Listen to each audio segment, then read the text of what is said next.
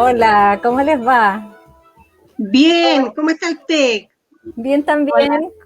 sí, hola a Hola, todas, ¿cómo Carlita. están? Hola, buenas tardes, buenas Hola, aquí noches. estamos contentas porque tenemos a nuestra primera invitada internacional, a la doctora Carla Millango, ¿se dice, Carlita? Mijangos, Mijangos Fuentes.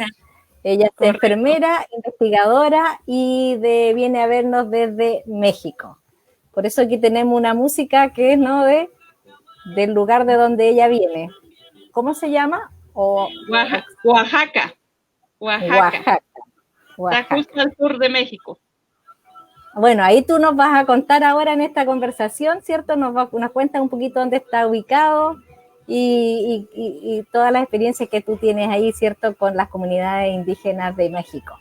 Y por esa razón tenemos aquí también una invitada que va a ser una compañía en realidad, es nuestra representante en Chile que ha sido en esta época de pandemia que ha estado ella representándonos a nivel de Latinoamérica en estos conversatorios que han habido, que es Catiusca Alvear, nuestra colega Sí, también, enfermera, que estuvo en el Alto Biobío. Así que voy a dejar para que se presenten y darle un abrazo, Carlita, muchas gracias por estar con nosotros, estábamos ansiosas de poder conversar contigo hoy día y saludar también a todas tus amigas y compañeras mexicanas que nos están viendo en este momento, porque sabemos que también tenemos personas conectadas desde México hoy día.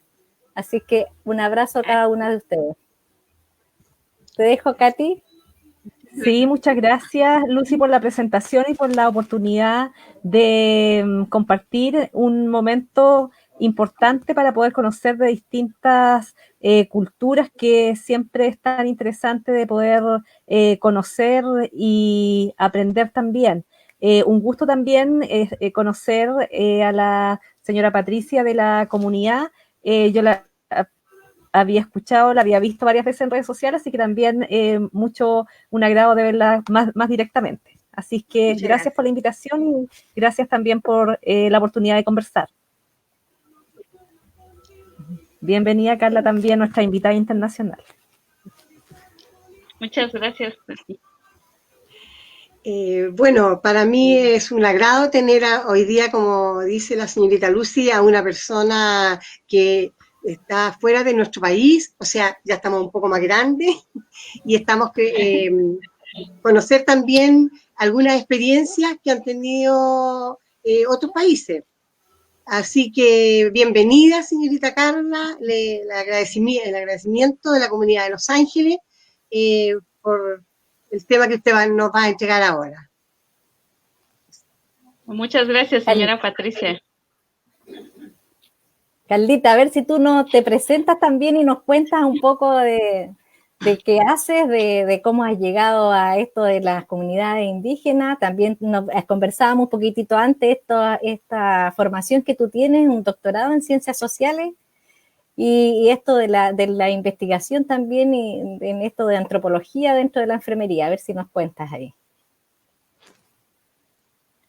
Sí, claro. Pues primero buenas noches, creo que en Chile, también bueno, en México también ya estamos buenas noches. Agradezco profundamente estar aquí entre ustedes, con Lucy, con Katy, la señora Patricia. Me da un gran gusto porque no solamente es el tema de lo que nos ha creado el confinamiento, sino también estas oportunidades de poder conversar como si estuviéramos en casa, ¿no? Que eso es el mayor enriquecimiento que sentimos en este momento de poder conversar pese a este confinamiento.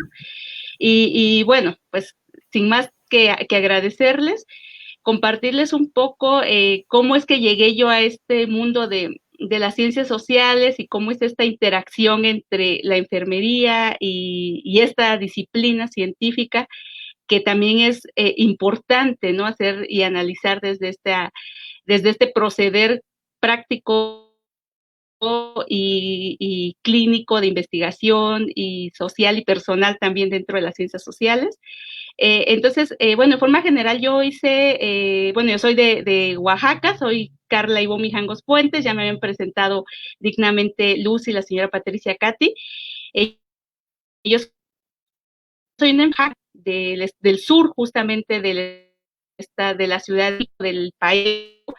Y bueno, yo estudié la licenciatura en enfermería aquí en México, hice una especialidad en pediatría. En principio debo decirles que yo no era tan fanática de la pediatría, pero el mundo académico y el mundo práctico al momento del servicio social, pues me llevó a esta decisión, ¿no? Que creo que no nada surge por casualidad, sino creo que todo ya bailado también un poco en el contexto histórico de cada persona. Y bueno, entonces hice el servicio social, que no sé si en Chile también le llamen así, le denominen a esta actividad servicio social, que es cuando terminan los compañeros y hacen como una especie de asistencia con la sociedad de forma más, se puede decir, gratuita, ¿no? Sí te dan una beca, pero pues nada más es como este servicio que realizas. Entonces lo realicé yo en el hospital pediátrico, y ahí fue donde tuve este contacto más cercano y más próximo con estos usuarios tan pequeñitos que son los niños, los neonatos, y así fue como me fui desarrollando en el mundo más práctico de la pediatría. Y ya posteriormente, algo curioso, porque yo no específicamente por las materias de investigación fue que me adentré a este mundo del gusto por el propio método científico, por el desarrollo de investigaciones, sino que era algo que yo considero que ya es algo nato. A lo mejor estoy en un error, no sé, pero considero que es algo nato, que nosotros crecemos con ese deseo de conocer más allá, ¿no? O sea, yo creo que las personas nacemos con ese interés por conocer, pero hay unas que no podemos, sufrimos como esta ansiedad, ¿no? Por querer conocer más allá, por investigar, por aprender no solamente las técnicas, sino saber cómo surgieron estas técnicas, quién, por ejemplo, fue quien reconoció, quien originó la enfermería, ¿no? Y más allá de que la haya originado, cómo la originó, qué procesos sucedieron.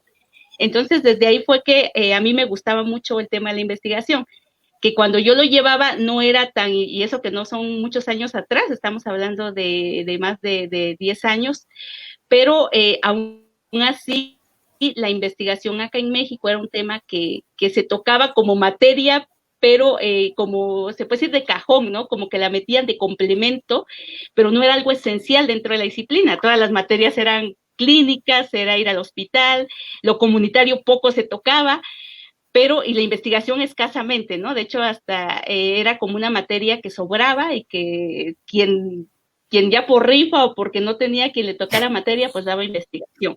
Entonces, no era como algo que me motivara desde ahí, pero era como muy curiosa desde muy pequeña de las redes sociales, y me empecé a indagar en algunas páginas, ¿no? Alguna maestría que hubiera en investigación propiamente en enfermería, ¿no?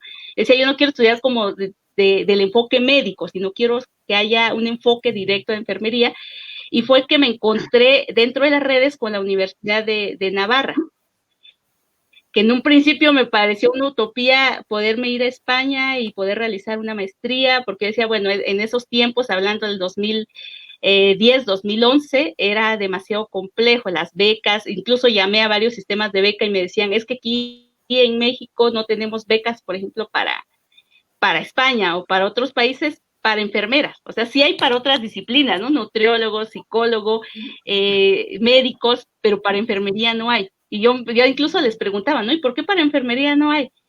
Y entonces ellos me decían, es que las enfermeras no solicitan becas para el extranjero. Es sorprendente para mí en ese momento, pues estás hablando de 2010, que yo decía, bueno, pero, o sea, en verdad no solicitamos las becas porque no deseamos o porque realmente no hay un conocimiento de lo que es la investigación o qué es lo que sucede, ¿no? En nuestros contextos como enfermeras.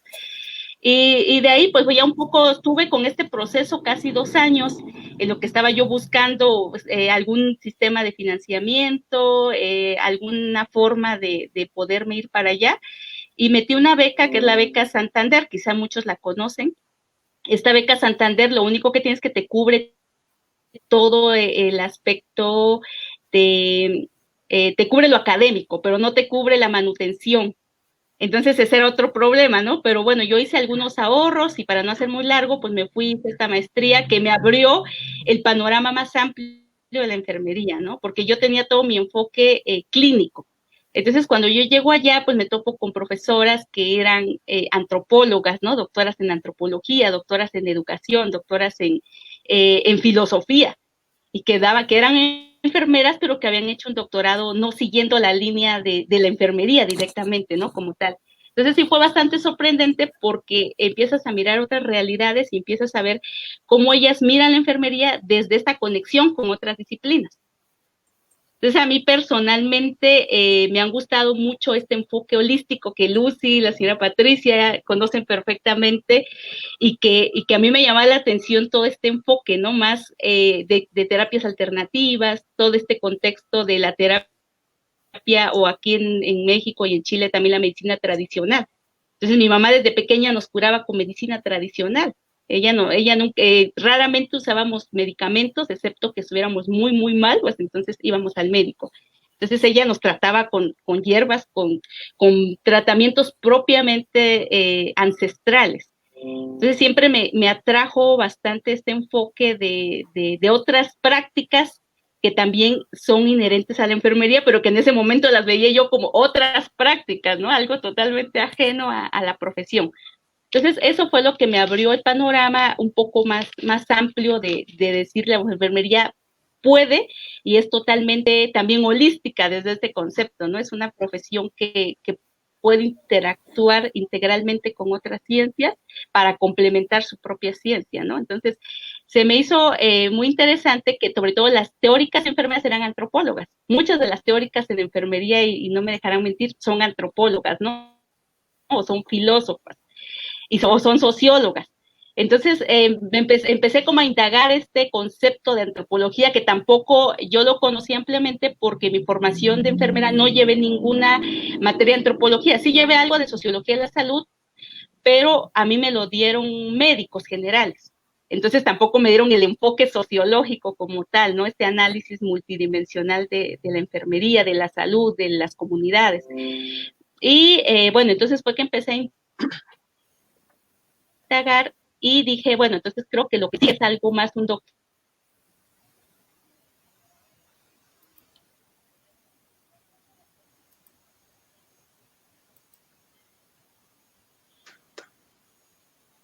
Entonces, ahí en México tenemos 65 grupos étnicos y 18 están insertos en Oaxaca. En un solo provincia están insertos 18. Entonces, es una inmensidad de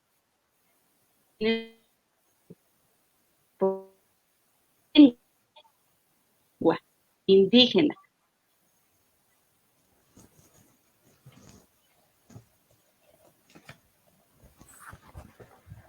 ¿Está pegada la Carlita o no? Sí, sí. Sí. Carlita como que a rato está se pegada al final. Está pegada. Entonces, sí, muy interesante lo que nos está. Sí, muy interesante lo que nos está contando, de qué manera él, desde su formación, pudo conocer otro ámbito del quehacer de enfermería que ella lo buscaba y se encontró mucho en relación a la experiencia y el desafío también de conocer otro rumbo, porque enfermería, como ella lo plantea, es una profesión humanista y científica. Entonces, muy interesante en su historia de qué manera pudo ir encontrando su camino y poder profundizar y aportar en un área tan interesante. Como ella decía, México es un país muy multifacético, multicultural, y en un mismo lugar 16 culturas distintas, es como una tremenda oportunidad de aprendizaje también. Ahí viene la Carlita, que se nos había caído. Claro. Una disculpa por estas malas interferencias. Claro, algo pasa en la señal. Entonces, creo que les estaba yo contando esta parte de cómo llegar. No sé si hasta acá hay alguna pregunta, algo que quieran hacer hay una pausa, no sé, ustedes me van diciendo. Carlita, sentimos cortado. Yo alcancé a entender de cuando estaba hablando la cantidad Sí. de comunidades, ¿cierto? Eso no se escuchó bien.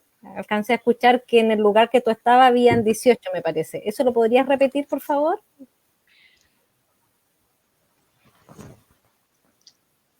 ¿Cuál, perdón? Se cortó. No escuché. Lo último, cuando estabas hablando de las cantidades, de cuánto habían en México y cuántas de esas muy bien. comunidades estaban en los grupos étnicos. Sí, son 65 grupos étnicos en México, en todo el país, y de 65, 18 están insertos en el estado de Oaxaca, que es una provincia. Entonces, les decía que cada uno de estos grupos étnicos tiene su propia lengua o su propio idioma indígena, su propia lengua natal. Entonces, aquí el que se habla más en Oaxaca es zapoteco. Entonces el zapoteco también tiene subtipos, no es un solo zapoteco, sino que hay un zapoteco, nada más por decir, hay un zapoteco de la Sierra Sur, uno de la Sierra Norte, uno del Istmo y uno de Valles Centrales, pero cada pueblo se puede decir como creado, originado su propio zapoteco. Entonces son muchos zapotecos y es difícil, si yo hablo zapoteco, entender a otro que habla zapoteco de otra región, porque son muy distintos. Entonces, por eso se le considera como un grupo, un estado pluriétnico y plurilingüístico. Entonces, lo que sucedió a mí, cómo fue que llegué a este contexto de las comunidades indígenas, porque yo trabajaba en el servicio de urgencias, pediatría. Entonces, me tocó en una ocasión estar en el servicio de urgencias adulto, apoyar a las compañeras, y llegó una señora que no hablaba nada de español, ¿no? Entonces, ella hablaba su lengua natal, que precisamente en este momento no recuerdo cuál era el idioma que ella hablaba, la lengua natal, pero no llevaba tampoco a alguien que le tradujera, ¿no? Que le fuera diciendo en español cómo tenía que dar las instrucciones o qué era lo que sentía. Entonces fue algo bastante complejo porque nos enfrentamos nosotros como enfermeras a esta situación de la comunicación, ¿no? Que en ese momento lo denominábamos así. No sabíamos cómo darle la instrucción de quitarse la bata, de colocarse, de tomar la muestra del laboratorio, todos los procedimientos que se hacen de urgencias, ¿no? Y esto fue lo que a mí me derivó a pensar en un concepto primeramente de comunicación. O sea, yo dije, creo que lo que falla entre enfermeros e indígenas, propiamente hablándolo desde este concepto, es la comunicación. Yo decía, es la comunicación verbal, ¿no? Esta comunicación efectiva que no hay entre enfermeros y entre usuarios, ¿no? Y eso fue lo que me llevó de entrada a estudiar parte de la antropología y de las ciencias sociales, donde me decían, es que el problema de la comunicación es el menos importante de todos los problemas que realmente existen, ¿no? Aquí tú te vas a ir dando cuenta, esa va a ser tu tesis, ¿no? Entonces yo le empecé la tesis así, ¿no? Como comunicación efectiva entre profesionales de enfermería y usuarios indígenas. Pero ya conforme fui estudiando todo este análisis sociológico, todos estos autores que te abordan desde la propia identidad del ser, entonces ahí es donde te das cuenta que realmente la comunicación es uno de los elementos importantes, pero no el más importante, que limita esta comunicación, ahí hablando en un contexto más amplio, entre enfermeros y una población indígena, ¿no? Sino que estamos hablando de cuestiones de representaciones, incluso sociales, que hablamos desde el racismo, ¿no? El clasismo, estos prejuicios, estas ideologías que también como enfermeros, como personas que también en muchas ocasiones nos consideramos mestizas, creemos que queremos saber más allá de lo que el propio indígena puede sentir, ¿no? A veces creemos nosotros que al estudiar una carrera, nosotros podemos descifrar lo que la persona de una comunidad originaria puede sentir. Entonces creo que ahí fue donde me empecé a dar cuenta de muchos prejuicios que como enfermeros tenemos, ¿no? Desde que pensamos y nos imaginamos un indígena, hice un ejercicio muy sencillo de poner en las redes, ¿qué piensas cuando escuchas hablar paciente indígena? O sea, el término como tal, ¿no? Y sucedía que muchos se ofendían, ¿no? Me decían, indígena, ¿por qué, no? Eres racista, ¿por qué utilizas este término? Todos son iguales, tenemos que tratar iguales en la enfermería. O sea, todos estos discursos que normalmente decimos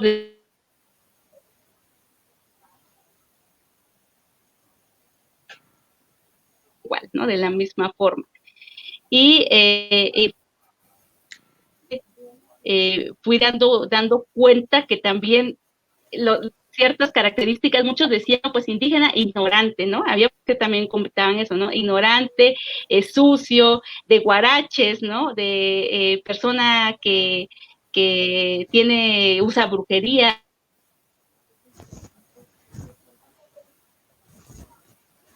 Que tenemos respecto al indígena. Y así fue como hice esta relación realmente, el propio contexto práctico y mi propia reflexividad sobre este fenómeno que se vivió, este hecho, fue lo que me llevó a las ciencias sociales, lo cual agradezco porque me ha dado una visibilidad más amplia desde la desigualdad social, desde entender al indígena, que incluso un doctor me decía cuando yo tuve el primer contacto con él en la entrevista, que yo iba con todo este ímpetu, ¿no? De que vamos a ayudar a los indígenas, yo soy indígena, me considero indígena, ¿no? Que también vamos a hablar de este término de identidad, me considero indígena y entonces yo quiero ayudar a los indígenas, ¿no? Y me decía él, ¿los indígenas te están pidiendo que los ayudes? Y yo desde ahí, ¿no? Como que es la primera trampa que también te hacen, ¿no? Le dije, no, pues en verdad no, ¿no? O sea, ellos nunca me han dicho a mí directamente que necesitan mi ayuda, ¿no? O que van al hospital y que te digan, necesitamos la ayuda de los enfermeros, necesitamos la ayuda de los profesionales de la salud en general. Sino que realmente es desde esta connotación que nosotros tenemos desde este imaginario de que el indígena pues es pobre, es vulnerable, nos necesita, si nosotros no pueden hacer más allá, ¿no? Cuando realmente ha sido también que se les han negado sus derechos durante años, ¿no? Creo que han sido elementos que necesitamos ver a través de otra disciplina, porque en definitiva desde la nuestra a veces estamos muy encajonados más en aspectos clínicos, en aspectos de evidencia científica, que es importante, pero partimos de ese concepto de la racionalidad, ¿no? Cuando a veces decimos la racionalidad, pero a veces esa racionalidad por ejemplo, en las comunidades indígenas, ese término no lo aplicamos porque a ellos no les llega incluso ese término de racionalidad, ¿no? Por todos estos criterios de racismo y demás que hay. Entonces, esa es en primera instancia o en primera aproximación de cómo hice este enlace entre la sociología y la enfermería. Oye, Carlita, aquí ya tenemos, bueno, muchos saludos de Viña del Mar, que es un lugar de Chile, no sé si lo ubicas, donde se hace un festival, que va cerca cerca de Santiago, de acá de Los Ángeles también, de Antuco, nos está saludando una colega, la Calú, y de aquí nos pregunta la señora Margarita, que es de la comunidad, nos dice, señorita Carla, ¿cómo ha sido su experiencia en sus comunidades indígenas con esta pandemia? Bueno, pues es algo bastante complejo de abordar, porque en definitiva, bueno, aquí específicamente en México, cuando se empezó todo esto de la pandemia, los últimos a los que les llegó la información pues fueron los indígenas, ¿no? Siempre fue tomar todo lo que es del centro a la periferia y bueno, y desde esa periferia todavía más allá de la periferia pues están los indígenas, ¿no? Y lo que se hizo ya mucho tiempo, que ya había empezado toda esta promoción de que iba a llegar el coronavirus y demás, a los indígenas aproximadamente casi al mes fue que empezaron a crear promoción con pertinencia, podamos decirlo desde algún término cultural, creando, por ejemplo, desde lavado de manos en sus propias lenguas. Pero como les decía, o sea, aquí hay 65 grupos étnicos y se tenía que crear una promoción desde cada una de ellas y aparte las de Oaxaca propiamente, que son otras 18, más los subtipos del zapoteco y del mixteco y demás. Entonces, de hecho, no ha llegado como a complementarse toda esa información, ¿no? Ellos, entonces, viendo se puede decir, este abandono también de los sistemas de de salud, porque aquí hubo un reajuste desde los sistemas de atención primaria hacia los centros COVID. O sea, todo esto se traspasó de lo comunitario a lo clínico, ¿no? Tratando de reforzar el sistema de salud pública, pero específicamente en la atención de pacientes con COVID. Entonces se abandonó. Y bueno, obviamente que los más afectados dentro de todo este abandono, pues es la población indígena y más específicamente están más aisladas dentro de toda esa periferia, ¿no? Como es el estado de Oaxaca y sus comunidades Guerrero, Chiapas. Y pues lo que ha sucedido con ellos es que viendo estas desigualdades, viendo estos abandonos, ellos tuvieron que retomar sus propias formas autónomas.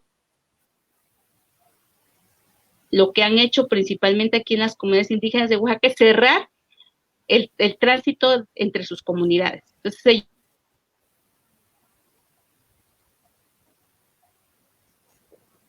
que ellos están protegiendo, ¿no? Además de que ellos tienen su propia medicina tradicional y pues acá lo que han tratado de destacar es todo el manejo de esta práctica tradicional y ancestral de su propia medicina, así es como se han curado.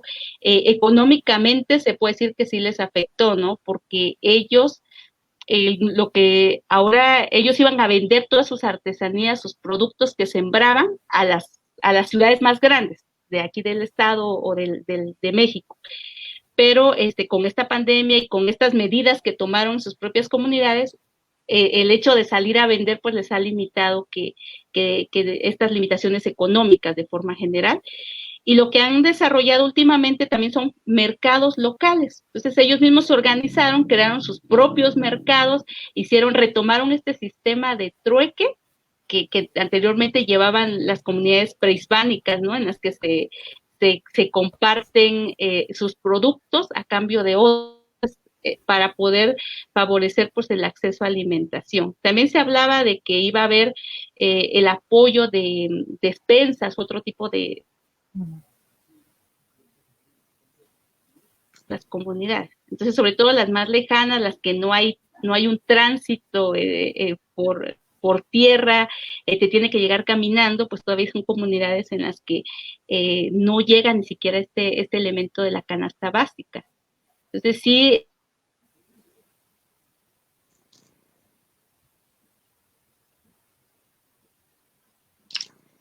que podemos destacar es que ha habido una mayor exclusión de estas comunidades, pero también ha habido una mayor solidaridad entre ellas, ¿no? Que eso creo podemos fortalecer entre nuestras comunidades indígenas, que ellas han vuelto a retomar sus prácticas, han creado sus propias estrategias y ante este abandono que ha habido de la salud y que además pues tampoco dejan que entre, por ejemplo, el sector salud en este momento a sus comunidades. Ellos cerraron totalmente y que pues, yo aplaudo esta medida porque es la única forma que ellos podían protegerse, ¿no? Sí ha habido, por ejemplo, casos, pero no, por ejemplo, como he visto en el Amazonas o en otras regiones, en otras comunidades indígenas de otros países que he visto que ha habido una mortalidad muy alta entre indígenas. Aquí en Oaxaca específicamente y en las comunidades de México no ha sucedido esto por las medidas que tomaron las propias comunidades para defenderse, ¿no? Ante esta pandemia y atendiendo a que no tienen también más recursos para poder atenderla en caso de que se presentara una pandemia una epidemia dentro de su propia comunidad. Entonces, esa es la experiencia a grandes rasgos que le puedo contar de las comunidades aquí en México y en Oaxaca específicamente. Sí, es muy interesante lo que nos compartes, Carla, y también algo que se ha dado en distintos territorios de comunidades indígenas, de primeras naciones, donde se ha producido un vuelco y una vuelta a sus saberes ancestrales en relación a cómo resolver las necesidades en salud. Y acá también han sucedido situaciones muy parecidas.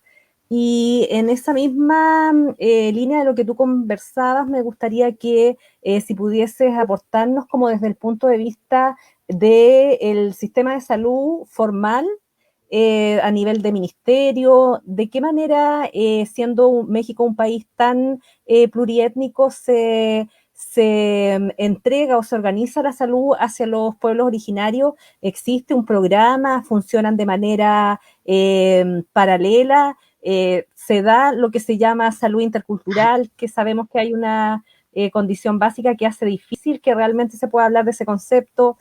Si nos puedes explicar un poquito cómo funciona el tema de la salud intercultural y qué tanto se respeta desde la medicina formal. ¿Está al igual reconocida que la salud de los pueblos originarios? Sí, mira, bueno, de forma en general aquí en México todo se deriva de la Secretaría de Salud de México y desde ahí se tiene cada una de las secretarías en cada uno de los estados y las jurisdicciones sanitarias, ¿no? Las jurisdicciones sanitarias ya tienen a cargo en cada uno de los estados, por ejemplo aquí en Oaxaca, sus centros de salud comunitario. Y dentro de salud comunitaria, pues es donde se provee o se acerca, ¿no? Esta salud occidental a las comunidades indígenas, aunque también, como decías un rato, esta extensión geoterritorial que hay en el estado, por ejemplo aquí en Oaxaca, hace difícil el acceso incluso a estos centros comunitarios que son los más próximos. Entonces hay comunidades en las que el primer acercamiento a un centro de salud queda a unas 6 horas, por ejemplo, de donde ellos están. Entonces es muy, o incluso 3 horas ya es bastante para poder, ante una urgencia, recurrir a este centro de salud, por ejemplo, comunitario. Y también lo que ha sucedido en estos centros de salud comunitario es que los profesionales que trabajan ahí tienen una hora determinada. Entonces muchos a las 6 ya están fuera del centro de salud, no en todos, porque no hay cobertura completa, que eso ha sido uno de los mayores retos que tenemos como sistema de salud, el acceso a la cobertura universal, ¿no? Entonces, aquí, por ejemplo, cuando los profesionales salen a las 6 en algunos centros de salud, se queda solo el centro de salud durante la noche. Entonces, si hay alguna urgencia en las comunidades, pues no hay quien los atienda hasta una ciudad ya más grande, como puede ser Oaxaca, o ciudades, municipios más grandes de Oaxaca, que es donde pueden ellos ya dirigirse a hospitales rurales, que le llaman acá en Oaxaca, ¿no?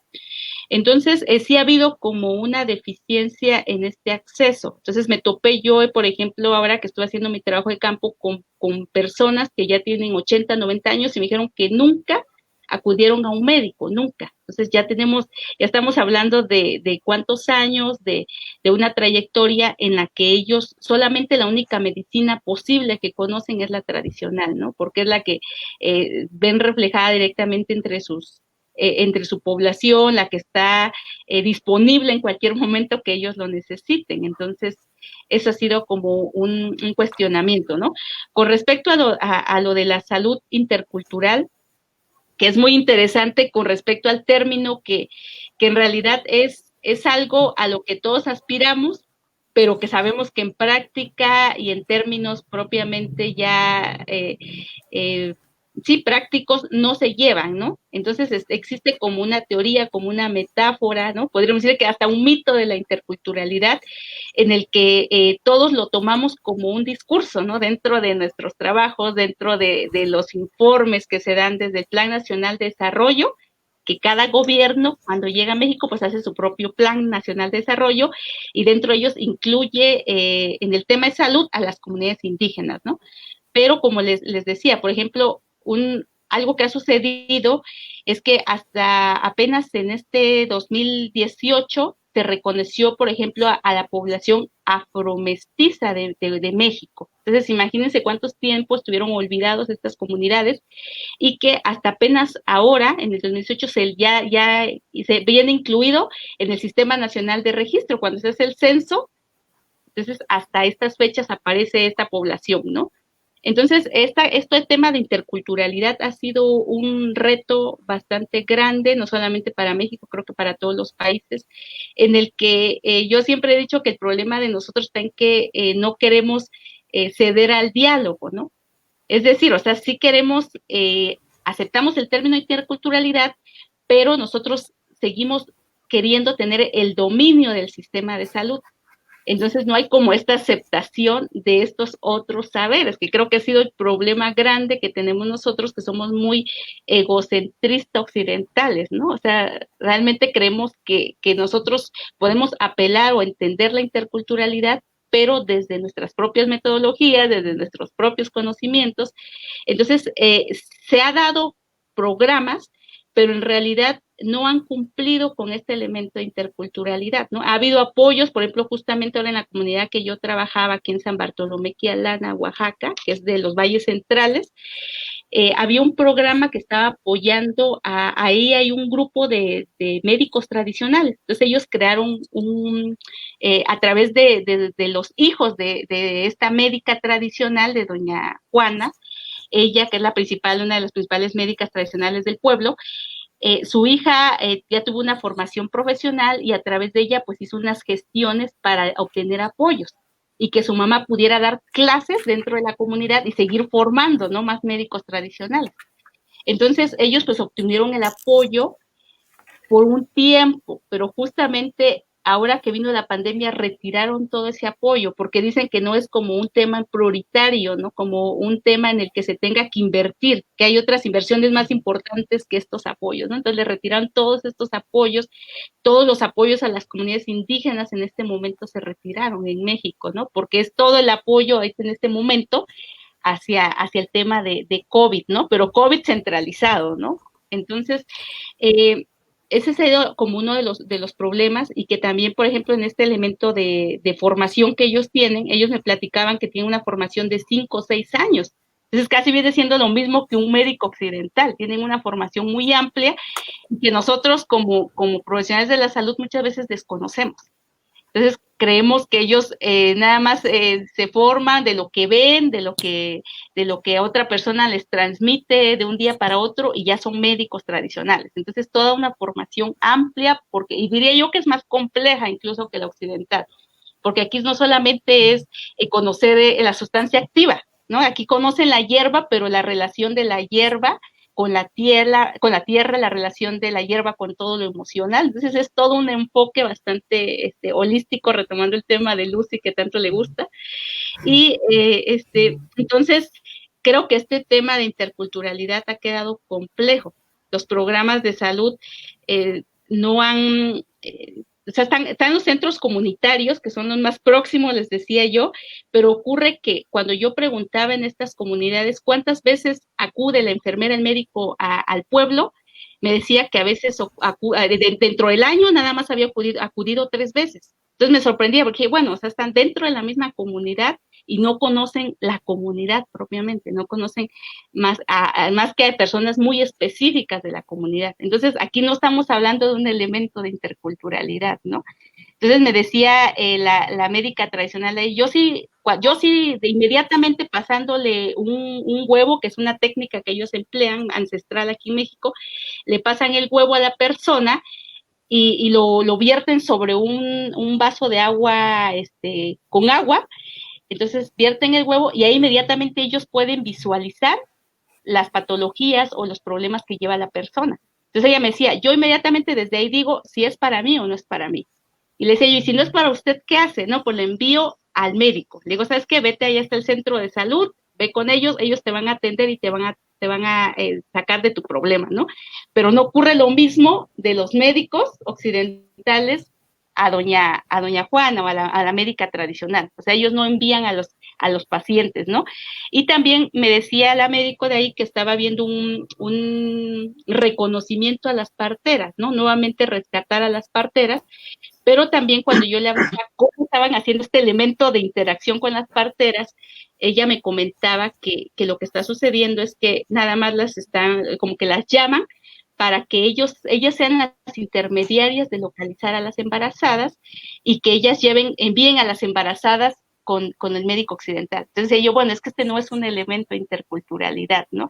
Sino es un elemento en el que se trata de aculturizar a las parteras nuevamente a un sistema biomédico occidental. Entonces, creo que este término de interculturalidad nos ha quedado corto. O sea, pese a que ha habido programas y se promocionan, en la práctica totalmente estamos ajenos a este término de interculturalidad. Entonces puedo decir que las comunidades han sido totalmente abandonadas. Muchos acuden al sistema privado, porque también sufren muchas discriminaciones dentro del sistema de salud, ¿no? Porque llegan y como no hablan español, entonces pues ya hay un problema en el que a veces ellos no entienden las instrucciones de los médicos, y no solamente ellos, ¿no? Sino cualquier persona que es ajena a la medicina, no entienden a veces, por ejemplo, que te vas a ir al otorrinolaringólogo, ¿no? Es un término que incluso a nosotros dentro de nuestra formación nos costó trabajo interpretarlo, entenderlo y decirlo, pues para ellos si es la primera vez se les hace complejo. Entonces cuando llegan al consultorio y ¿con quién te refirieron? Ay, no me acuerdo, ¿no? Entonces todos estos son problemas que generan discriminación hacia estas comunidades, y ellos prefieren a veces, o no entienden, simplemente no pueden leer las instrucciones, y entonces pues son elementos en el que pierden sus citas, enlentecen más sus consultas. Entonces ellos deciden, pese a su posición económica que tienen, deciden a veces ir a sistemas privados cuando ya su medicina no puede atenderlos más, ¿no? Por ejemplo, ante una urgencia, entonces suelen ir a médicos privados. Entonces aquí estamos hablando de un deficiente acceso a los sistemas de salud. Caldita, Diga. una pregunta. Tú nos estabas conversando, ¿cierto?, de que ellos se cerraron como comunidad en esta cosa de la pandemia para protegerse un poco de la pandemia, ¿cierto? Sí. Y ellos utilizaron sus medicinas tradicionales. Sí. Y por lo que dijiste, anduvieron bastante bien, ¿cierto? Que tuvieron menos problemas que otras partes en otras comunidades. Entonces, eso nos está diciendo harto, diría yo, en relación a cómo nos cuidamos y las capacidades, ¿cierto?, que tenemos en las propias comunidades. Y la otra, te quería preguntar eso, ¿qué hicieron ellos o qué hacen para cuidarse? 3 preguntas. ¿Qué hicieron o qué hacen ellos para cuidarse? Lo otro, estos señores que tú decías que tenían 80 años y que nunca habían consultado médico, ¿cierto? ¿Nunca en su vida? Nunca en su vida. Nunca en su vida. Eso también nos está diciendo algo, que si tienen 80 años, nunca consultaron y ellos estaban bien, cómo era su calidad de vida o su percepción de salud que tenían, esa es como la pregunta. Y lo último, esto del huevo. Cuando la señora que no hace nada de qué se trata esa medicina, así que si me la puedes explicar, ¿y cuándo diría ella que no es, qué es lo que sería para ella y cuándo no sería para ella? Porque tú dijiste cuando ella le dice no es para ella y va a médico.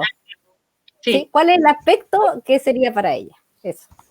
Bueno, contestando a tus 3 preguntas, la primera, ¿qué hacen ellos? ¿Qué hacen ellos o qué hicieron ellos? Entonces, principalmente lo que ha habido aquí en México y en Oaxaca específicamente es el tema de la migración. Entonces, muchas personas de Oaxaca, por estas condiciones de exclusión, de pobreza, los hombres principalmente migraron hacia Estados Unidos, que es la frontera que tenemos más próxima a nosotros aquí en México, y con esta pandemia muchos retornaron a sus comunidades, ¿no? Ya sea por miedo, porque los corrieron de sus trabajos allá en Estados Unidos, entre otras situaciones. Y entonces ellos lo que hicieron fue que al principio en algunas comunidades sí los recibieron, ¿no? Los recibieron, pero los aislaron. O sea, inmediatamente cuando ellos llegaron los dejaron en cuarentena y no salían, pero también hay un elemento importante en las comunidades que es la solidaridad, ¿no? Entonces ellos se unieron, se convocaron para poder también llevar y atender a estas personas, tanto los médicos tradicionales como en la parte también de la alimentación. Entonces ellos se organizaron para llevarle despensas, para que estas personas si están aisladas, están confinadas, pero nosotros de cierta forma les apoyamos a que ellos pues no se queden sin ese recurso, ¿no? Entonces esa fue una de las medidas que ellos tomaron y fueron muy estrictos. Ellos sí fueron totalmente estrictos en sus medidas, en que no sales de la casa y vamos a ver quiénes entran, quiénes salen, a qué es lo que quieren hacer en las comunidades. Y en algunas comunidades sí, si quería uno entrar y decir, es que por ejemplo, yo soy de acá, ¿no? Pero resulta que vivo en otro lado, pero mi familia vive en esta comunidad, no te dejaban entrar.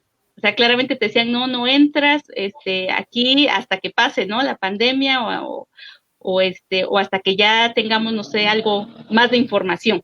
Entonces no dejaban entrar, cerraron. Fue una de las medidas más importantes y les decía, en el tema económico, pues fue retomar estos sistemas tradicionales de cambio como es el trueque. Entonces ellos volvieron a compartir. Yo siembro calabazas, tú siembras, no sé, zanahoria, tomate, entonces lo cambiamos y esa es la forma, ¿no? En cómo ellos subsistieron y cómo están subsistiendo. Y la medicina tradicional, que es la forma en cómo ellos están atendiendo a sus pacientes. Ellos me comentaban, porque yo estuve comunicándome, porque no podía entrar a esta comunidad en donde yo hice mi trabajo de campo, por lo mismo, ¿no? Por protegerlos a ellos y porque es una medida que tomaron, pero sí les preguntaba cómo están desarrollando, por ejemplo, cómo están llevando el control de sus pacientes. Entonces ellos me comentaban que principalmente ya que si detectan un caso, pues inmediatamente la médico tradicional los atiende. Les lleva, allá hacen varias prácticas desde todo esto que le llamamos, o le llaman también ustedes vaporizaciones, ¿no? Del eucalipto, el uso del temazcal, que también ha sido un elemento muy importante aquí en México, que son los baños no se podría decir, no es un término correcto decir baños de vapor, pero es lo que más se le asemeja, que es pues estos baños, pero a través de hierbas, ¿no? Hierbas sanadoras en las que meten al paciente, le dan este baño, le dan masaje y tratan de ir pues rescatando al paciente de este proceso que está pasando por el coronavirus, ¿no? Entonces, entre otras medidas que ellos han tomado de test, algunas prácticas, les decía yo, de expulsión también de las flemas, porque acá hay hierbas que ellos utilizan y que hace porque ellos también me comentaban este proceso que es tan importante, que cuando uno se enferma, por ejemplo, de alguna infección respiratoria, pues toda esta secreción te la quedas, ¿no? O sea, no hay forma de sacar esta secreción de los pulmones y que si tomas medicamentos para controlarte los síntomas, utilizas a veces nebulizaciones que hacen que pues estas flemas o esta secreción puedan expectorarse, pero que muchas de ellas a veces se quedan cuando ya está, y que esas son las que realmente van a empezar a producir mayores efectos de más problemas en las personas. Entonces ellos utilizan hierbas también que hacen que la persona le provoque como una especie de vómitos, pero a través de ellos pues van expectorando todas estas flemas que pues se van acumulando en los pulmones. Entonces todas estas prácticas son las que ellos están realizando en sus comunidades y así es como se están atendiendo. Entonces, en este caso sí está el centro de salud que está llevando como el registro, ¿no? De si ahí se presentan casos o no, pero más también desde un enfoque burocrático, digámoslo de alguna forma, que no quería utilizar este término, pero sí es más como cifras, ¿no? Cuántos se presentan en la comunidad, qué presentan, pero en realidad quienes están atendiendo es entre ellos, ¿no? Entre ellos, porque también aquí lo que está sucediendo es que en las comunidades también le tienen temor a los hospitales, creo que todos en general tenemos temor, pero ellos, pues por todos estos elementos, les decía, racializados, y también porque ellos, pues piensan que a través de ingresar a un hospital, muchas personas pues ya no van a salir o van a salir muertos, o entonces todos estos problemas que ellos mejor han tratado de atenderlos desde casa, que han sido, ellos nos han comentado que los casos no han sido tan severos, entonces los pacientes se han recuperado muy rápido a través de estas prácticas ancestrales, y bueno, eso es con respecto a lo que hacen, ¿no? Con respecto a lo que preguntabas del huevo, ¿no? Creo que esa era la otra pregunta. Bueno, aquí en México, específicamente hablándote de las comunidades indígenas del sur, aquí se aborda mucho como la limpia del cuerpo a través del huevo de gallina o huevo de pavo, ¿no? Que es los que principalmente utilizan. Entonces ellos hablan que cuando desde esta concepción de esta medicina tradicional, cuando la persona llega, lo primero que sí van a atenderte, van a escucharte, ver qué es lo que tienes, lo que sientes, pero ellos te bañan o te pasan un huevo por todo el cuerpo. Obviamente que ellos tienen sus propias prácticas, ¿no? Cuántas veces tiene que pasar por la cabeza, ¿no? Cuántas veces tiene que pasar por los vasos, qué es lo que se tiene que decir. Entonces, ellos tienen sus propias metodologías también para hacer esta limpieza a través de este elemento que es el huevo, y a través de ellos lo que dicen es que va a actuar como en nosotros, que podríamos decir un término más cercano a nosotros, la ósmosis, o sea, que va a traer toda esta energía, se va a ir de ese cuerpo que va con dolencia, se va a derivar o se va a transmutar directamente en el huevo. Entonces, en el huevo es donde va a traer toda esta energía, y ellos lo que hace aquí la médica tradicional es que inmediatamente después de pasar el huevo, pues ella comenta que siente, y de hecho sí, yo también lo he hecho muchas veces, porque le decía yo, mi mamá desde muy pequeña también nos los hacía. Entonces, sientes el peso, ¿no? A veces te duele la mano después de pasar el huevo en la persona, otras veces el huevo se sale como si fuera cocido, así se siente el huevo, a veces se siente cocido, a veces se siente como si fuera huevo tibio, totalmente aguado. Entonces son diferentes cosas que uno va mirando en el huevo desde que lo pasas, ¿no? Y ya de ahí, cuando lo quebran sobre el agua, ellos ven qué forma presenta el huevo ya vertido en el vaso con agua. Entonces, por ejemplo, si el huevo sale limpio, tal como si te echara el huevo en el sartén con su yemita y claro alrededor, entonces ellos hablan que el problema de esta persona es propiamente de la medicina occidental. Dicen ellos, esta persona no tiene nada que ver con esta parte de la medicina tradicional, ¿no? Sino que puede ser a lo mejor un apéndice, puede ser otro tipo de problema que ya le corresponde al médico occidental. Y si el huevo presenta, por ejemplo, como partes blanquitas alrededor, o presenta ciertas deformaciones, entonces ya ella va analizando cuáles son los tipos de formaciones que presenta el huevo dentro del agua, y identifica si se trata del cerebro, del estómago, y otras que van a delimitar qué es lo de la persona. Entonces, es toda una gama de procedimientos que ellos realizan, entonces, para poder atender a las personas. Sí. Y bueno, la otra pregunta, ¿cuál era la otra pregunta, Lucy? Recuérdamela. Del señor de 80 de la años. persona. Del señor de 80 años, sí.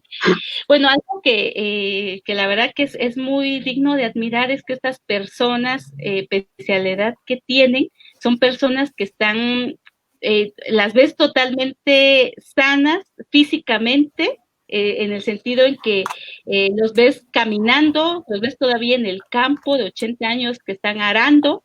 Son personas que no tienen como estos elementos que a veces nosotros presentamos emocionales de decepción de la vida, ¿no? A veces nosotros ya estamos cansados, agotados, y se nos muestra en el momento cuando hablamos, cuando nos preguntan. Entonces estas personas tienen como mucha energía, siempre los ves trabajando, nunca los ves quejarse de un dolor de columna, de un dolor de piernas. Entonces esta persona de 90 años estaba totalmente sana, ¿no? Pero también hay algún elemento aquí importante, que ellos tienen una soberanía alimentaria, entonces ellos crean sus propios alimentos dentro de sus casas, las riegan con aguas limpias, le hablan a las plantas, ¿no? Porque eso es algo muy bonito, que ellos mantienen una relación desde que están sembrando la planta, ¿no? Desde que empiezan a trabajar la tierra, ya le piden permiso a la madre tierra para poder trabajar, para poder sembrar esas plantas. Conforme va creciendo, la tratan. Entonces, ellos tienen esta relación muy estrecha con sus alimentos. Entonces, cuando los van a consumir, también le piden permiso a la planta y a la madre tierra para extraer ese producto y alimentarse. Entonces, por eso es que algo curioso que ocurría en esta comunidad, decían que fuera de su comunidad no comían nada, no compraban ningún otro producto. Y yo les preguntaba, ¿por qué no? ¿Por qué no consumen otro producto? Me decían, es que a los pollos les echan químicos. Y sí están bien grandotes, y me decían bien gordotes y bonitos los pollos, pero esos pollos están contaminados, están sucios. Esos pollos les echan químico para que crezcan rápido, y eso es lo que te comes. Entonces, nosotros no vamos a comer esas cosas que nos hacen daño, ¿no? Y luego las frutas, las hierbas, las riegan con aguas negras. Entonces, esas plantas o esos alimentos no son sanos totalmente para nosotros. Entonces creo que todos estos procesos en cómo ellos entienden la salud es muy interesante, ¿no? Porque desde ahí vemos también por qué estas personas pues se mantienen saludables y no han requerido de un sistema médico más allá de lo que nosotros podemos creer, ¿no? Y pensar. Entonces creo que lo que ellos han tenido más abandono, más que necesidades realmente de salud, sino ha sido un abandono de los sistemas de salud y del gobierno propiamente. Sí. Eso, Y Lucy, una pregunta, ¿cómo es la mortalidad en ellos, por ejemplo, en los nacimientos? Porque, por lo que decía usted, son muy lejos como para llegar a los centros de salud y cuando tienen dificultades en ese sentido, ¿cómo es la mortalidad que tienen los pueblos indígenas? Pues principalmente la mortalidad aquí son enfermedades infecciosas, ¿no? Que se supone que ya pasamos por esa transición epidemiológica y que actualmente las enfermedades que deberían de producir mayor mortalidad son las enfermedades crónico no degenerativas. En las comunidades indígenas pasa lo contrario, ¿no? La gente todavía muere de infecciones, de diarrea, de gripa, de mordeduras de perros, de rabia, ¿no? Entonces son cosas que todavía ahí se puede dar uno cuenta realmente de cómo está la cobertura de los sistemas de salud, tanto en México como en otros países, porque esta transición epidemiológica no ha pasado, o sea, seguimos en ese problema de infecciones, incluso urinarias, ¿no? Infecciones vaginales, infecciones de todo tipo que han presentado las personas y que es lo que ha producido también una mayor mortalidad en ellos. Claro está que sí, ya hay otro tipo de enfermedades como la diabetes, hipertensión, como en todos los países y en todos los territorios, pero también se ha debido a que en muchas comunidades se les ha quitado el agua. Entonces se ha expropiado también de sus tierras el desierto, el gobierno, otros países, y entonces han desterrado también a las comunidades de sus propios productos, como es el agua. Entonces, por ejemplo, hay una comunidad aquí de Oaxaca que es Ayutla Mije, que está aproximadamente como a 2 horas y media de Oaxaca o a 3, y ellos no tienen agua desde hace 3 años. Entonces es un problema severo en el que aquí entra la mercantilización, ¿no? Porque aquí entran productos que son líquidos, pero no son sanos, como es la Coca-Cola, entre otros productos, que finalmente vienen a subsanar este problema de agua que las comunidades no tienen, ¿no? Entonces, a no tener este líquido vital que es el agua, pues tengo que consumir algo, ¿no? Que me quite la sed. Y entonces han empezado a consumir estos alimentos que al final de cuentas les han producido enfermedades crónico-degenerativas. Pero la mortalidad sigue trascendiendo más hacia enfermedades infecciosas. Esas han sido como las principales causas. Entonces, es raro todavía que de ver que haya, por ejemplo, incidencia de sarampión todavía en comunidades indígenas aquí de Oaxaca, de varicela, les decía yo rabia, ¿no? Que piensas que ya no puede existir esto y todavía lo existe en las comunidades, ¿no? Entonces, sí vemos un poco esta deficiencia de los sistemas que no ha alcanzado para ellos. Sí, me parece muy interesante todo lo que nos cuentas, Carla, y que bonito la posibilidad de poder conocer otras experiencias.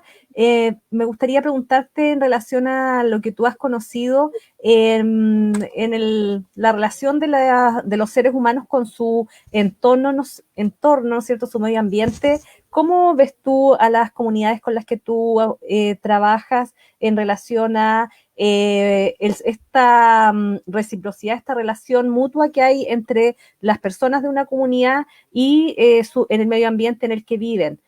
Hay desde el punto de vista, por ejemplo, del gobierno cierta protección, que eso está muy relacionado, ¿no es cierto?, tanto con la salud como, por ejemplo, la alimentación. Y otra pregunta sería en relación a los factores protectores que tú identificas en las comunidades indígenas con las que has trabajado. Sí, bueno, yo creo que de parte del gobierno, la verdad es que aquí en México ha habido un problema específicamente, bueno, hablando aquí del estado de Oaxaca, en el que se han expropiado muchas tierras para empresas mineras, entonces se han vendido muchos territorios y actualmente existe una resistencia de las comunidades indígenas por sus tierras.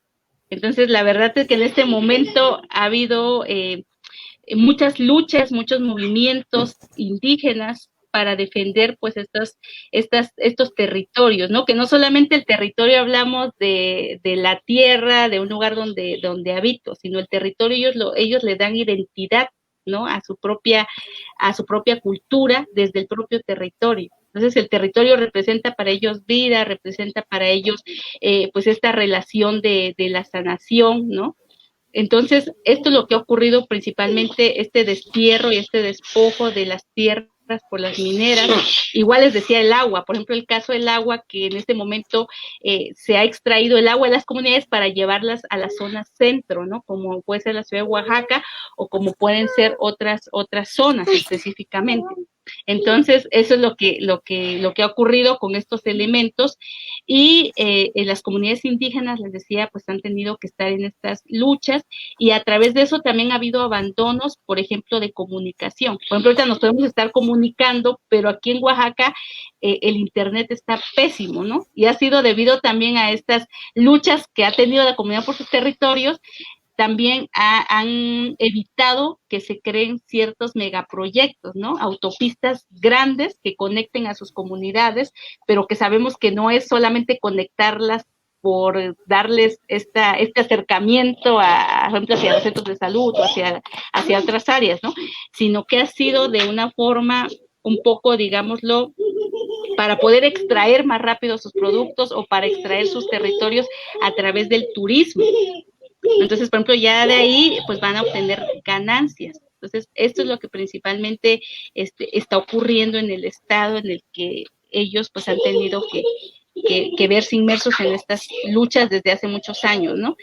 Y un poco estos factores protectores que yo identifico en la comunidad, les decía, es esta cosmogonía que es importante. Hay una disculpa que creo que sigue el ruido, permítame un segundo, espérame. Que también esto de la pandemia nos lleva también a esto, ¿no? A tener... Sí, bueno, los niños en casa, a todo el mundo le está pasando lo mismo, así que... Sí, ya está. Bueno, les decía, esta cosmogonía que es sumamente importante, esta cosmovisión indígena que ellos tienen, desde, por ejemplo, nosotros miramos a la salud a partir del cuerpo, de la persona enferma, y desde ahí empezamos a partir, y a lo mejor entendemos que la persona enferma individualmente puede pasar por un proceso de enfermedad, pero porque igualmente la causa es individual, ¿no? O sea, la persona no se cuidó, la persona tuvo un error en el manejo de la salud, no una deficiencia, pero en las comunidades indígenas esta cosmovisión pues es distinta. Ellos perciben a la salud desde la tierra, ¿no? O sea, si la tierra no la proteges, no proteges el ambiente, esto va a crear mayores virus, ¿no? Va a crear mayores problemas de salud para la persona porque las plantas ya no van a crecer sanamente, que es lo que comemos, ¿no? Y finalmente va a hacer el cuerpo va a ser el depositario de estas plantas, de estos alimentos, ¿no? Si no cuidamos el oxígeno, pues ocurre lo mismo, ¿no? Los pulmones se contaminan. Entonces, ellos tienen esta visión más ampliada de la salud que nosotros no tenemos, ¿no? Y creo que ha sido uno de los valores que rescatamos. Y por eso acá en México, yo creo que también en Chile le decimos que son los protectores de la madre tierra. O sea, las comunidades originarias han sido los protectores de la madre tierra y han sido los protectores de todos estos pulmones que tenemos de oxígeno en nuestras ciudades, ¿no? Porque ellos son los que han entendido perfectamente esta alianza desde la salud, desde la cosmovisión y desde la cosmogonía, cómo se formó la vida. Y eso les lleva también a tener un respeto por la naturaleza, pero también un respeto a la otra persona, ¿no? Porque la conciben como parte de esa naturaleza y también incluso el respeto al virus, que es algo muy importante que creo que nosotros hemos perdido ese respeto hacia estos microorganismos también, que finalmente son organismos que son parte de la tierra. y que creo que nosotros no hemos entendido también esta lógica en el que decir, bueno, sí se ha presentado el virus, pero también él tiene derecho a estar dentro de esta vida, ¿no? De esta tierra. Lo que ocurre es que no ha habido este respeto de nosotros también entre organismos vivos, y que ha producido, pues, que nosotros, por ejemplo, en lugar de tenerle respeto, le tengamos miedo, ¿no? Y que tengamos, o incluso odio, ¿no? Hacia algo que no podemos verlo y que es muy diminuto, pero que muchos tendemos a sentir esta repugnancia por el virus. Y a diferencia de las comunidades, uno observa que ellos, aparte de poder, se puede decir, dar su vida, ¿no? Y aparte de poner sus manos a un Dios creador, sea cual sea, o a una fuerza o una energía. Además de eso, pues ellos están conscientes de que tienen este respeto y esta solidaridad también entre ellos para poder atenderse, para poder cuidarse, que nosotros falta, creo, en nuestras comunidades, ¿no? En las ciudades. Porque nosotros no entendemos este elemento de que hay que cuidar al otro y el otro me debe cuidar a mí, ¿no? Pero es que también ha sido un concepto que no hemos manejado dentro de la salud, dentro de la promoción de la salud. Hemos entendido, cuídate tú, pero no hemos entendido que la salud del otro también va a cuidar la mía. Entonces, creo que este elemento de comunalidad que tienen tan fuerte las comunidades, creo que son elementos sumamente protectores y que en estadísticas ahora lo estamos viendo. Al menos en México y en Oaxaca estamos viendo estas estadísticas en que las comunidades indígenas pues han tenido menos mortalidad que las ciudades grandes de México y otros estados, ¿no?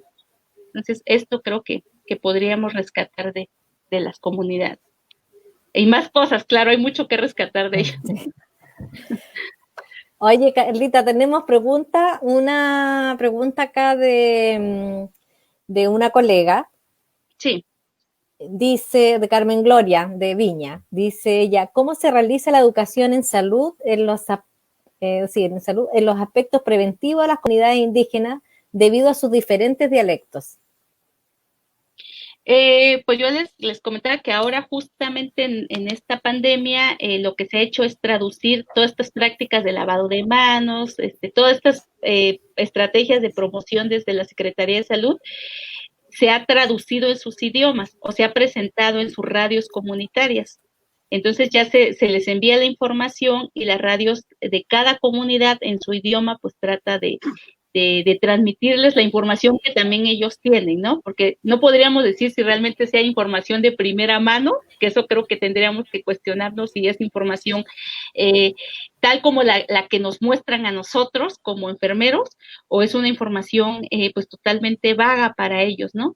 Entonces ellos muchos saben que existe este virus, pero yo he preguntado en algunas comunidades y realmente no tienen como el conocimiento total de la magnitud del virus, ¿no? De lo que ha causado. Porque yo les decía, por ejemplo, el efecto de la comunicación entre las comunidades es muy deficiente. Entonces, en muchos no llega el internet, la televisión no tampoco la hay. Entonces, lo único con los que cuentan más las comunidades es la radiodifusora, las radios. Ellos, pues, o incluso en altavoz, utilizan este sonido de altavoz y van comunicando en la comunidad y todo, pero la ventaja de ellos es que pues tienen, les decía yo, desde ellos respetan a sus autoridades también. Entonces, si el municipio, ¿no? La asamblea comunitaria determina que todos no deben de salir ese día, no salen. O sea, ellos saben respetar muy bien las reglas que emergen desde su municipio. Entonces creo que eso es lo que ha sucedido, pero no se ha dado como tal se puede decir una estrategia de educación en este momento para la salud y con pertinencia cultural, que sería lo importante, ¿no? Entonces creo que sí ha fallado mucho esta promoción en las comunidades. Uh-huh. Una pregunta en cuanto a los prejuicios que las comunidades indígenas tienen con los servicios de salud. ¿Se da también en esa problemática de que ellos como que no aceptan la medicina tradicional, por decirlo de alguna forma?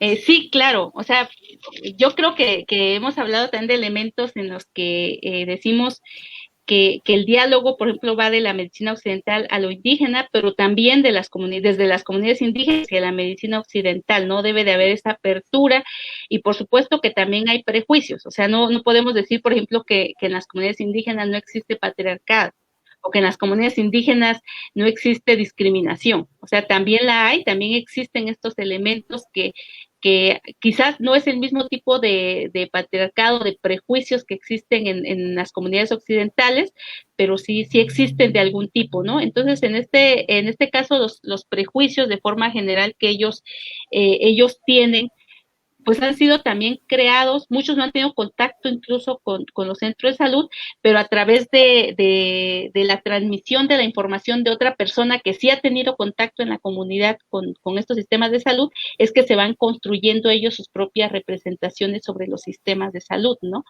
Entonces, esto ha ocurrido mucho en ciertas comunidades en las que si un amigo fue y a través de cómo lo trataron, ya ellos pues tampoco acuden al centro de salud por esta información que ellos obtuvieron, ¿no? Entonces, eso es lo que ha sucedido, y también existen prejuicios más de enfoque, se puede decir, de un tanto económico, por decirlo de alguna forma, y que también pues se habla de que ellos dicen que estas medicinas, por ejemplo, que nosotros manejamos la medicina alópata, sí te cura muy rápido, ¿no? Que ese es el concepto que ellos tienen y que sabemos que efectivamente es así, o sea, te quita muy rápido la dolencia, pero que también te va a provocar otros efectos más graves en tu cuerpo. Entonces, que sí, si ya no tienes, si por ejemplo la medicina tradicional saben que es eficiente, pero es muy lenta, ¿no? En su proceder. Entonces ellos hablan de que al acudir con el médico, pues sí te va a quitar rápido el tratamiento, pero te va a provocar otros efectos, ¿no? Entonces creo que ellos están conscientes de estos elementos, y también de qué otros prejuicios podemos entender. Igual, por ejemplo, con respecto a las vacunas, creo que ya no está tan marcado en muchas comunidades, pero en principio las vacunas ellos los veían como un esterilizador. Entonces ellos pensaban que cuando las enfermeras, los médicos daban a ellos, las personas iban solamente a esterilizarlos para que ya no tuvieran hijos.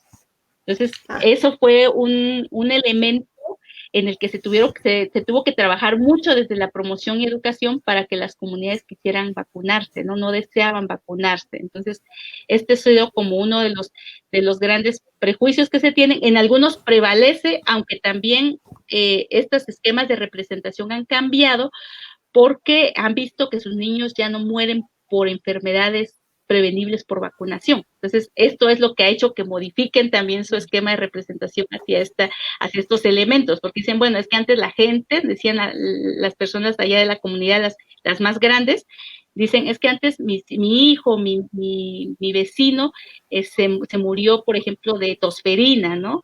Se murió de hepatitis. Entonces ahora ya no no lo dicen directamente así, ¿no? Ellos hablan de otros conceptos, pero ellos dicen, ahora ya ya no se enferman de eso, ya no mueren de eso. Entonces creo que las vacunas son buenas al parecer, ¿no?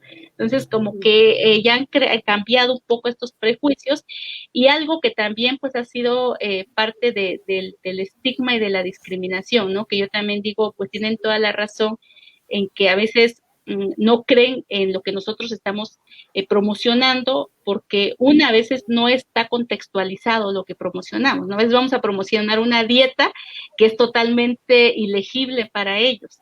Entonces ya te miran como alguien de que, bueno, es que voy porque si no voy, el gobierno no me da mi apoyo, y me dicen que tengo que ir a estas pláticas, ¿no? Entonces van, pero sin realmente escucharte, ¿no? Estoy presencialmente ahí, pero ya no te escucho. Y ya no te escucho porque pues tú me pides algo que simplemente no puedo hacer, ¿no? O me pides que me lave las manos, pero pues es imposible hacerlo con las deficiencias de agua que tenemos.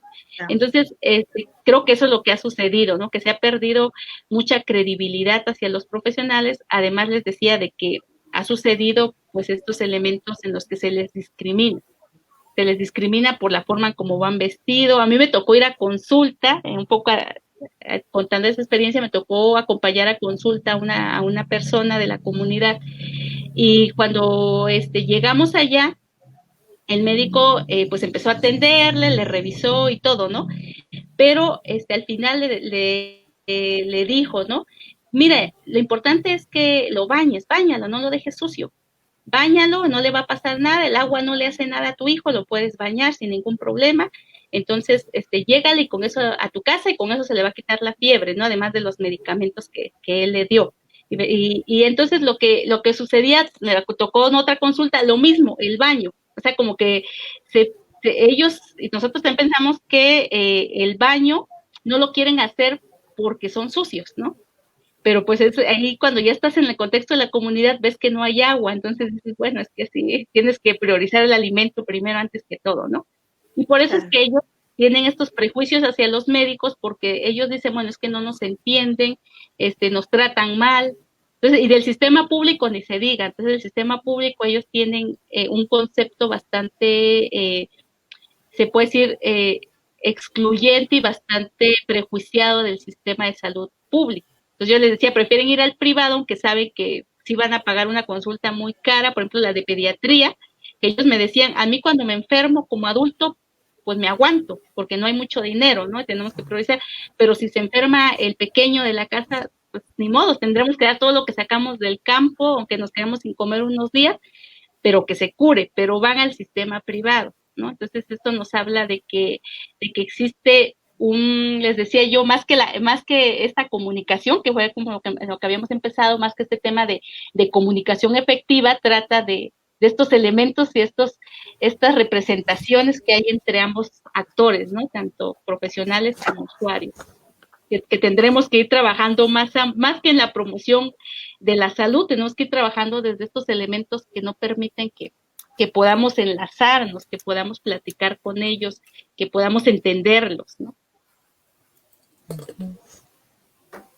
Gracias. Ahí, mira, la verdad es que llevamos harto tiempo y yo veía a tu hijito saltando, Carla. No sé si quitarte tanto tiempo. Y hay una pregunta más. No sé si seguimos, ¿ya?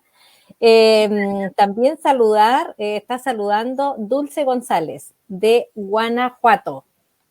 Mucho gusto, sí, Dulce, muchos saludos, Dulce. Muy bien. La conoces. Sí, saludamos a ella también, y también Dulce Reyes también está viendo el en vivo.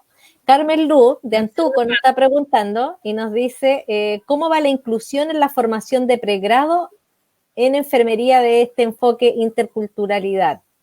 ¿Cuál es tu propuesta en este sentido para la enfermería? Sí, bueno, algo que nos ha traído esta transición de gobierno, que desafortunadamente también la transición de gobierno se presentó con la transición epidemiológica por COVID, ¿no? Entonces, creo que algo que ha sucedido es que no hemos podido ver los efectos de este gobierno porque se presentó la pandemia y en este momento pues todo tergiversó su forma de sus estrategias, ¿no? Pero él dentro de este Plan Nacional de Desarrollo ha creado unas universidades, que de hecho ya ha creado unas universidades que son denominadas Benito Juárez, así las denomina aquí en México, Universidad Benito Juárez, pero que tienen todas sus carreras son comunitarias. Entonces, él está hablando de rescatar este modelo de atención primaria para la salud, y él incluso creó un modelo de bienestar que lo modificó totalmente del sistema que teníamos anteriormente, del Seguro Popular, lo modificó a un término de bienestar. Y lo que incluye es que ninguna persona se quede sin salud, porque anteriormente era, tú trabajas en tal empresa, tienes seguro social, tienes ISSSTE, tienes seguro popular, o no tienes nada, ¿no? Dependiendo del tipo de trabajo. Entonces aquí hablábamos de que las comunidades, por ejemplo, al no tener un empleo formal gubernamental, no tenían seguro de salud. Entonces, de entrada no tenían seguro de salud, y esto, cuando tenían alguna urgencia, pues tenían que pagar la cirugía, ¿no? O la atención que tuvieran. Entonces, este gobierno lo que creó fue eliminar todos estos sistemas, o mejor dicho, no eliminarlos, sino unirlos. aunque yo no tenga seguro popular, aunque yo no tenga seguro social, si me siento mal, puedo acudir a él. O sea, el elemento aquí es que no se les retire o se les quite la atención por el hecho de no tener seguro. Entonces, ese es uno de los elementos en los que se ha incluido, ha dado mayor inclusión a las comunidades y todas estas personas que tenían, o estaban en estado de desempleo, por ejemplo, ¿no? Y también con estas universidades, les decía, lo que ha tratado de hacer es retomar o reforzar este sistema de atención primaria a través de las carreras. Entonces, ahora ya no se llama licenciatura en enfermería y obstetricia, como normalmente se llama en México, sino se le denomina licenciada en enfermería comunitaria y medicina comunitaria. O sea, son en el área de la salud, creo, 2 carreras, que es enfermería comunitaria y medicina comunitaria. Entonces, ha reformado los currículos en donde todo el sistema curricular vaya enfocado al sistema de atención primaria de la salud. Entonces aquí es algo interesante, muy que yo alabo, pese a que muchos compañeros, muchos colegas también que son del enfoque muy clínico, ven el programa y dicen, no, ese programa curricular no me gusta, no me atrae. Sigue entre los estudiantes, por ejemplo, de pregrado, sigue todavía esa idea de yo me veo en la clínica haciendo cirugías de cardio, de neuro, pero no me veo en la comunidad, ¿no? Entonces, el presidente dijo, bueno, sobre todo estas universidades, pues van a atender o van a seleccionar a los alumnos que realmente quieran trabajar con las comunidades. Y si son de comunidades, mucho mejor, ¿no? Porque las personas que estudien estas carreras, se van a ir a sus propias comunidades para que atiendan y tengan este mayor acceso a los sistemas de salud. Entonces, esa es una gran estrategia y se han creado universidades en varias comunidades. Entonces, ahorita hay muchas comunidades que estaban totalmente, nadie las conocía y que actualmente ya están implantadas estas universidades ahí para crear enfermería comunitaria. Entonces, todo el enfoque curricular es comunitario, desde la investigación, o sea, investigación, pero enfocada a atención primaria, ¿no? Las materias todas sí llevan anatomía, obviamente llevan estas materias de tronco, pero la mayoría del currículum es enfocado al contexto comunitario, incluso el elemento de hacer trabajo de campo en comunidad, hacer prácticas en comunidad, ya no en hospitales, sino en comunidad. O sea, sí pediatría, pero lo voy a llevar al enfoque comunitario, ¿no? Entonces, creo que esto es como un elemento de inclusión que esperemos ver, pues ya que pasa esta pandemia, porque en verdad la pandemia pues ha frenado estos proyectos en este momento, pero esperemos que puedan ser realizables. Uh-huh. Bueno, Carlita, ha sido sumamente interesante. A mí me quedan muchas preguntas, así que yo creo que te vamos a tener que invitar en otra oportunidad porque me encantaría conocer la medicina tradicional. Eso que hablábamos a través de las plantas, cómo van criando esa planta, cómo van entregándole la energía, cómo van sintiendo que la persona se va a sanar porque cuidó, sembró, cuidó y se fue impregnando de esa energía, que no es lo mismo como ir a comprarla a la farmacia o un fármaco que no tiene ninguna conexión. Entonces, esa cosa súper interesante, a lo mejor la podemos ya para otra oportunidad. ¿Cómo se llama tu hijito? Carlos. Si no, Carlito, mira, no sé qué le hiciste, pero ya no lo veo. Ya se lo llevaron. Se lo llevaron, pobrecito, y él ya que requería a su madre y nosotros hablando de lo humano y quitándole a la mamá. Así que... es la nueva normalidad.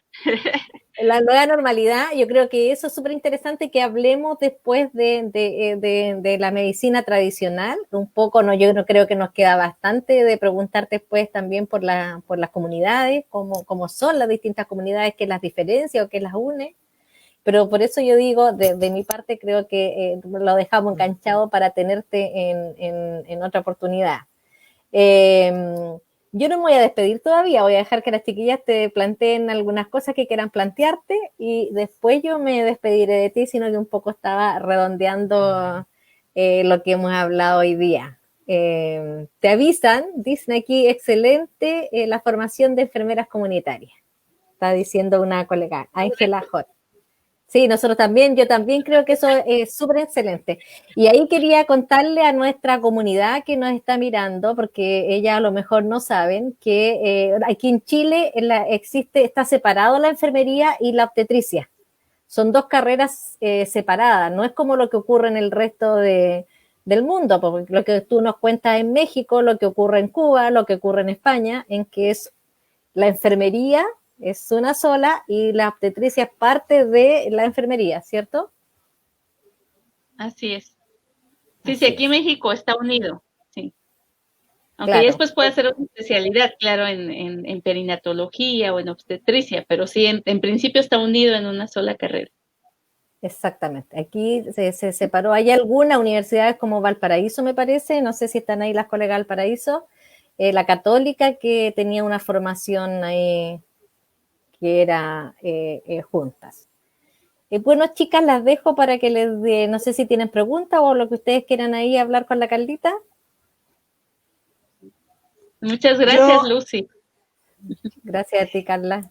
Lo único que me queda es agradecer y estoy de acuerdo de que con la señorita Lucy de que sería importante tener otra vez la oportunidad de preguntarle también sobre, como decía ella, la medicina indígena que base de hierba y de todo eso es muy interesante porque también puede ser como una medicina complementaria en algún centro como el centro holístico, por ejemplo, que se podría complementar como con los ejercicios y otro tipo de cosas. Y agradecerle, yo solamente agradecerle, un abrazo cariñoso y muy clara toda su intervención. Eso. No sé si la Muchas señora... gracias. Gracias por estar aquí con ustedes, al contrario. No sé si la señora tiene... Katy. Sí. ¿Ah?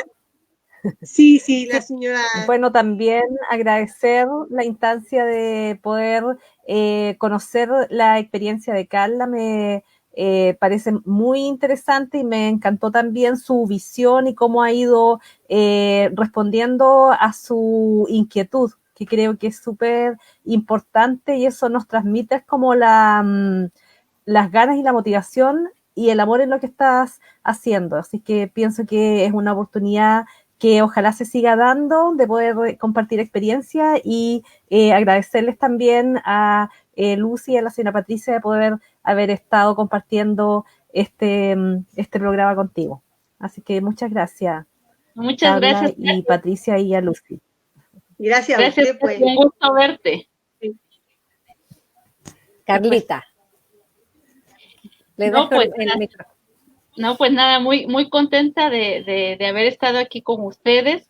Creo que estos temas, estos conversatorios que no son tan formales, tan de la academia, tan guiados, creo que siento desde mi punto de vista que suelen ser más interesantes, ¿no? Porque van surgiendo las preguntas espontáneas y pues permite una amplia visión también de poder de contar experiencias. Entonces, yo les agradezco esta oportunidad, este espacio y que también me permiten conocer parte de su cultura, que es muy interesante. Creo que todas las culturas es interesante poder entenderlas, poder comprenderlas para poder llevar salud, ¿no? Porque no podemos hablar salud desde una sola cultura. Entonces creo que tendremos que replantearnos este elemento cultural muy seriamente en nuestro currículo, porque sí lo vemos como un concepto de salud desde la OMS, pero creo que poco lo entendemos culturalmente hablando. Entonces creo que nos falta mucho tener estos enfoques y qué bueno que hay estos espacios que nos permiten ampliarlo, poder platicar. Yo también aprendo mucho de ustedes. Entonces, pues nada, Lucy, muchas gracias por estar aquí. Señora Patricia, un placer haber compartido este espacio. Y Katy, un gran gusto verte, ¿no? Ya tenerte en rostro, porque lo hemos estado en WhatsApp, pero creo que en rostro es mejor. Entonces, muchas gracias por el espacio. Y yo encantada el día que volvamos a planear otro conversatorio con mucho gusto. Claro, y mira, para que no se me olvide, también había pensado en lo que tú hablaste recién, esto de los seguros, porque nosotros en Chile ir contrastando esto de los seguros, una última pregunta, ¿la gente lo tiene que pagar o si no, no se puede atender? Cuando hablaste de unos seguros en salud. Sí, se tienen varios sistemas de seguro, ¿no? Entonces, el seguro social, que creo que es como todo el tipo de seguros sociales que hay en Latinoamérica, y que en este caso, pues lo pagan los propios trabajadores, ¿no? O sea, se les descuenta de su sueldo. El ISSSTE, que es otro sistema estatal, pero que va enfocado a trabajadores de la educación. Entonces, también ellos tienen que pagar el seguro. Y el seguro popular era para el resto de la población que no tenía acceso a un seguro. Pero obviamente que conforme el tipo de seguro, pues también las limitaciones en muchas instituciones, ¿no? Entonces, Sedena, que deviene directamente del ejército, ¿no? Entonces, cada tipo de seguro era diferente. Así es, y dependiendo del trabajo, sí. Ya, entonces, oye, espérate, no, después vamos a dejar las preguntas, ¿no? Dice la Carmen Luz dice, solo agradecerte, dice. También ella siente que es una oportunidad para ahondar en este importante tema. Felicitaciones a Carla. Mi mayor respeto. Es nuestra gran amiga Caló. Muchas gracias. Y la señora Margarita dice, que tú mencionaste el eucalipto y que también nosotros también lo usamos aquí en Chile y también se difundió mucho para lo del COVID. Así que eso para contarte, ella te cuenta que también fue una de nuestras hierbas utilizadas. Así que Carlita, estamos muy agradecidas, te mandamos un abrazo grande, vamos a poner nuestra Lila Downs, que es mexicana, ¿cierto? Sí, claro, y oaxaqueña. Y oaxaqueña, eso. Un gran abrazo, te lo agradezco mucho y nos vamos a poner en contacto entonces. Ahí está la Katy queriendo entrar, ahí está. Ya. No, pues muchas gracias Carlita. Abrazos para las tres y para toda la comunidad que está con nosotros. Abrazos fuertes y solidarios y que estemos bien en todo este tránsito. Gracias. Muchas gracias, Carla. Gracias. Un abrazo también. Un abracito. Nos vemos. Chao. Chao. Chao.